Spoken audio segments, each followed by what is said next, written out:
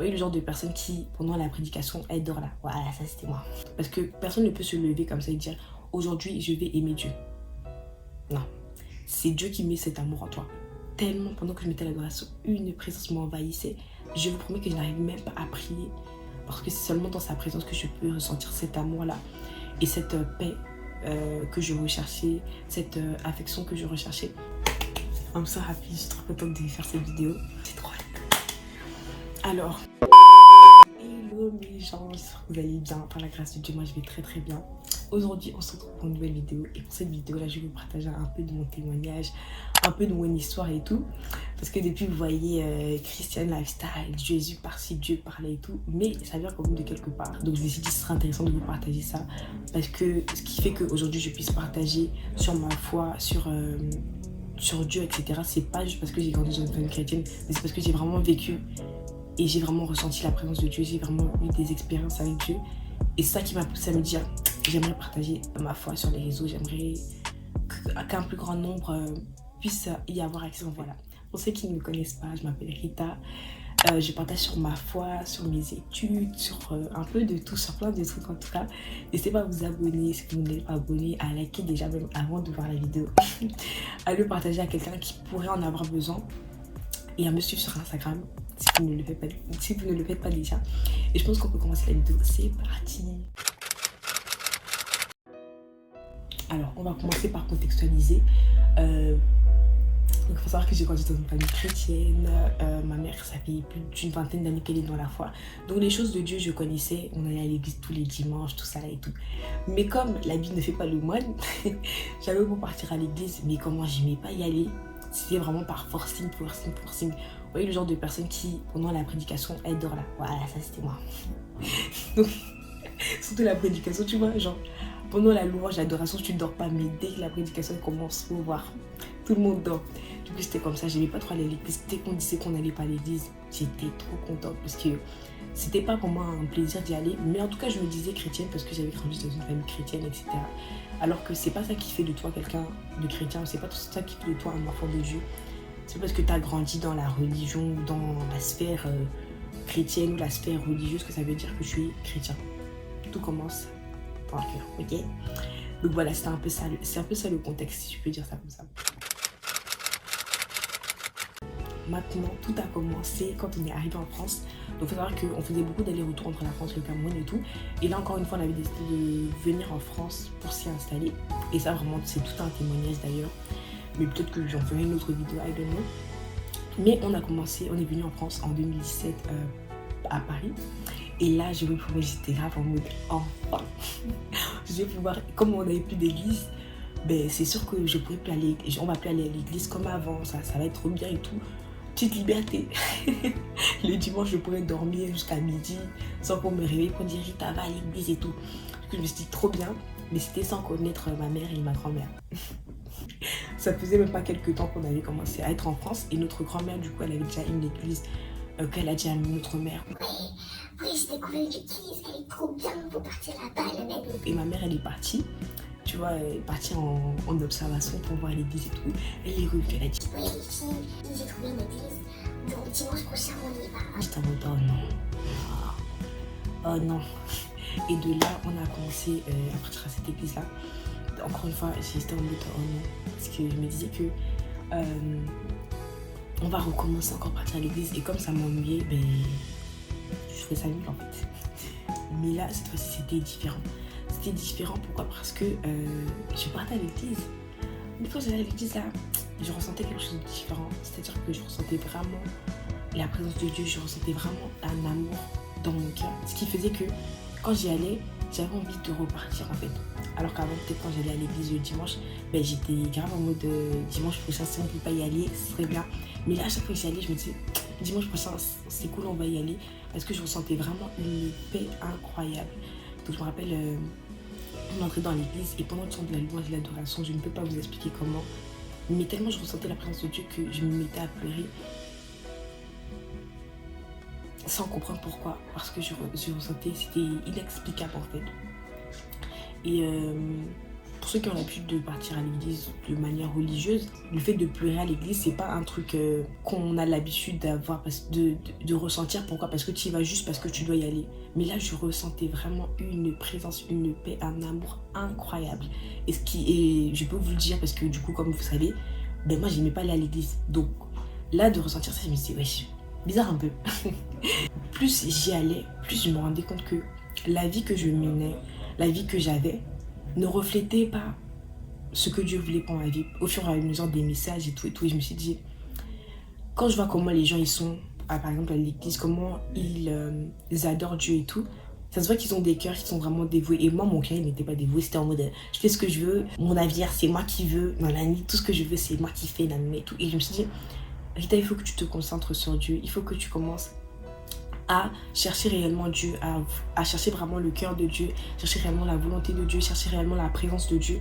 Et la présence que je ressentais dans cette église-là, je voudrais la ressentir également chez moi. Je voudrais également ressentir cette présence-là chez moi. Je voudrais pas seulement que ce soit quand je sois à l'église que je ressente la paix, la joie, l'amour de Dieu, mais je voulais ressentir cette présence-là chez moi également. Vous voyez? Et je peux vous dire que je ne sais pas quel message qui était prêché, je ne peux pas vous dire. C'est juste que j'étais impactée par la présence qui était là, la présence de Dieu que je ressentais. Et je me suis dit, vas-y, on va donner sa vie à Christ. Et pour ceux qui ne savent pas c'est quoi donner sa vie à Christ et tout, c'est juste le fait d'officiellement dire Seigneur, au-delà de ce que j'ai grandi dans une famille chrétienne, je te donne réellement ma vie.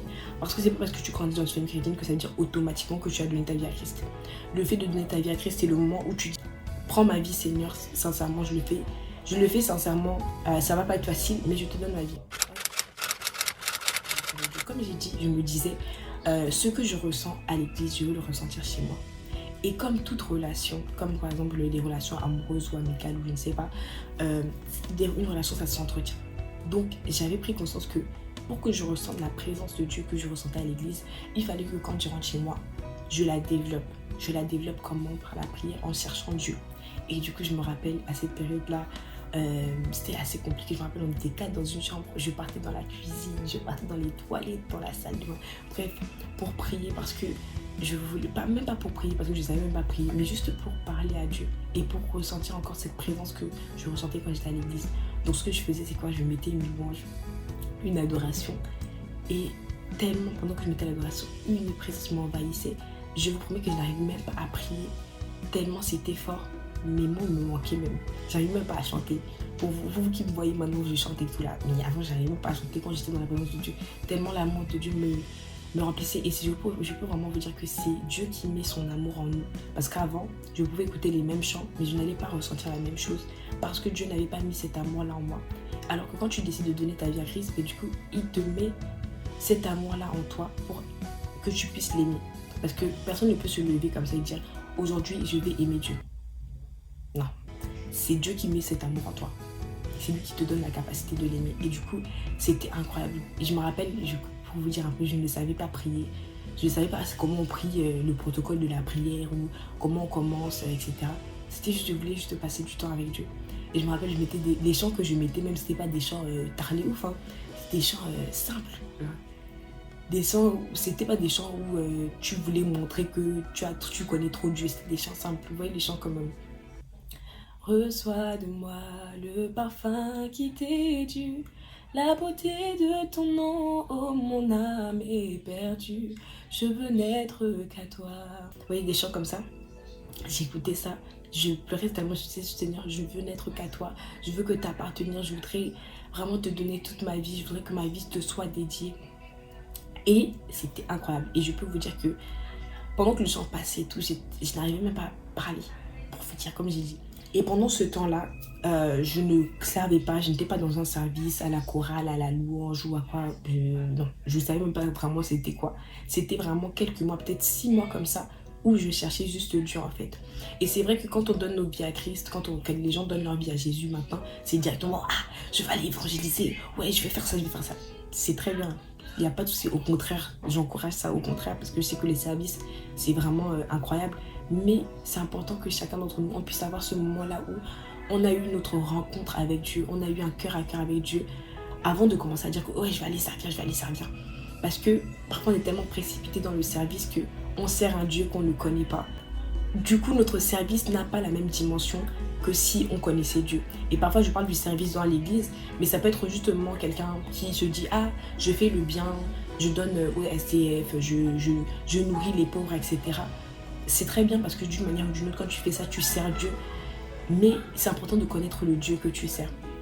Et du coup, ces quelques mois-là, pendant ces quelques mois, ces 6 mois comme ça où je ne servais pas, je n'étais pas dans les trucs de je vais aller évangéliser, je voulais juste connaître Dieu, je ne savais même pas c'était quoi servir Dieu. Et je peux vous dire que ces temps-là ont vraiment eu un impact sur ma vie et ont encore un impact sur ma vie parce que ça a préparé mon cœur à aimer Dieu au-delà de tout, à aimer Dieu au-delà des épreuves, au-delà du service. Donc c'est-à-dire que je n'aime pas Dieu parce que je le sers. C'est-à-dire que ce qui me retient dans la présence de Dieu, ce n'est pas le service que je rends, mais c'est son cœur. Bref. En tout cas, ces moments-là m'ont permis de pouvoir m'attacher à Dieu d'une autre manière. Et c'est pour ça que je voudrais vraiment nous encourager tous à avoir vraiment ces moments-là avec Dieu où on le cherche juste lui. On demande que lui, on ne demande que sa présence. Tu ne demandes pas, tu n'es pas là pour dire Seigneur, je veux l'onction pour aller évangéliser, je veux l'onction pour chanter. Non. C'est bien ces choses, mais il faut des moments où tu demandes juste Dieu. Je ne veux que toi. Donc voilà, et après ça, j'ai commencé à servir Dieu au travers de la louange, de l'adoration. Quand j'ai commencé, après ces temps-là, Dieu a ouvert les portes et j'ai compris les départements, ou du moins le département dans lequel je devais servir dans l'église. Et j'ai pu développer mes dons et mes talents. Et je vous promets que ces temps-là, c'est vraiment des temps où Dieu travaille en toi, Dieu travaille ton caractère, Dieu travaille tes dons. Parce que je vous promets, quand vous me voyez maintenant là, oh Rita, comment t'as appris à chanter? Oh Rita, comment tu chantais? Et si vous m'écoutiez chanter avant. Et je vous promets que c'était vraiment dans la présence de Dieu que pendant ces quelques mois-là, que tout s'est passé. Et que c'était vraiment comme un condensé, un des moments forts qui porte aujourd'hui ma vie chrétienne, qui porte aujourd'hui mon ministère. I don't know how I can say that, but you understand, ok? Mais en tout cas, je finis cette vidéo avec cette partie-là. Je ne dis pas qu'aujourd'hui c'est facile, que ça a toujours été facile et tout, mais ces expériences que j'ai vécues avec Dieu, cet amour que j'ai ressenti, que je me suis dit, Seigneur, je ne veux jamais t'abandonner, je ne veux jamais être loin de toi. Parce que c'est seulement dans sa présence que je peux ressentir cet amour-là et cette paix que je recherchais, cette affection que je recherchais. Et voilà, en tout cas, j'espère vraiment que cette vidéo vous a béni, qu'elle vous a fait du bien, que vous avez compris quelque chose et que vous allez maintenant chercher Dieu, chercher son cœur avant toute chose. Et si vous ne connaissez pas Dieu, si vous ne connaissez pas Christ, que vous aimeriez le connaître, prenez ce temps chez vous, dans votre chambre, pour demander à Dieu, Seigneur, accorde-moi la grâce, comme la fille qui parlait dans la vidéo, accorde-moi la grâce de te rencontrer et de rencontrer ton amour. Et je suis sûre que Dieu vous visitera parce que moi, il l'a fait avec moi. Et c'est pas parce que j'étais trop sanctifiée ou j'étais trop sainte. Non, c'est juste dans son amour. Et il peut vous visiter également. Et si peut-être tu étais dans le service, tu commençais à servir Dieu, mais tu n'avais pas encore fait cette rencontre-là, demande à Dieu de pouvoir le rencontrer avant de commencer à vouloir faire des miracles, aller faire des évangélisations, etc. Et voilà. Donc c'est là que se finit cette vidéo. Je sais pas combien de temps j'ai parlé là, mais je pense qu'elle n'est pas très très longue. Mais j'espère vraiment qu'elle vous a béni, qu'elle vous a fait du bien. N'hésitez pas à me dire en commentaire, je vous attends en commentaire. Je crois qu'on est déjà plus de 300 sur la chaîne, c'est une dinguerie. Merci beaucoup pour vos partages et tout, ça me fait énormément plaisir. Et d'ici là, on se retrouve la semaine prochaine par la grâce de Dieu. Bisous mes gens.